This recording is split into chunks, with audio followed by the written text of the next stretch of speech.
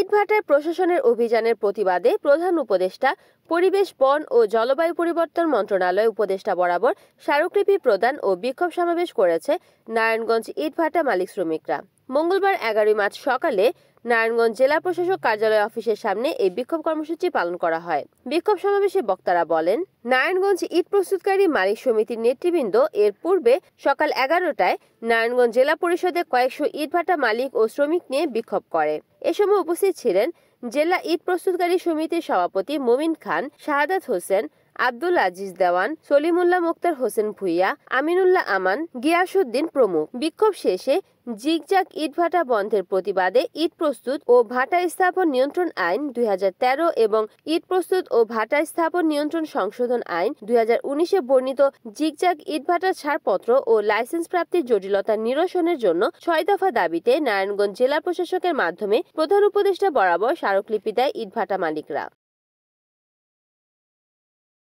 সরকারের VAT tax আমরা পরিশোধ করি, কিন্তু আমাদের এনভায়রনমেন্ট দিতে হবে, আমাদের কাজ করার ব্যবসা করার পরিবেশ দিতে হবে।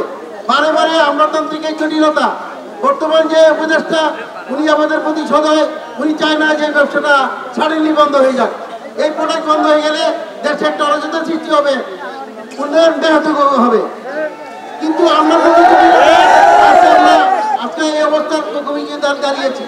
বর্তমানে সত্যিকার যে ঘটনা, আমরা যে বর্তমানে মেশিন দিয়ে বায়ু দূষণ মাপা হোক, বৃক্ষের জন্য দায়ী মাত্র 5 থেকে 10%।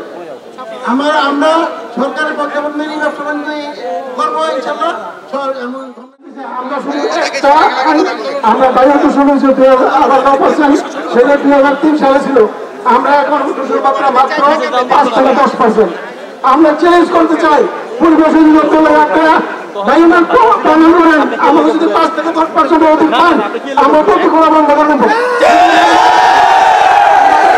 আমরা সরকার আইন মান্য আমরা সব ঠিকঠাক ভাড়া করছি।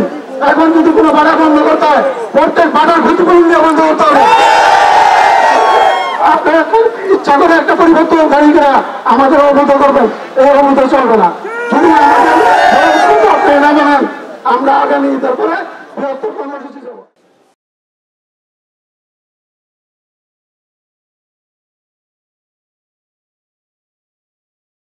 রিপোর্ট করেছেন সাগর খান, NN টিভি, নারায়ণগঞ্জ।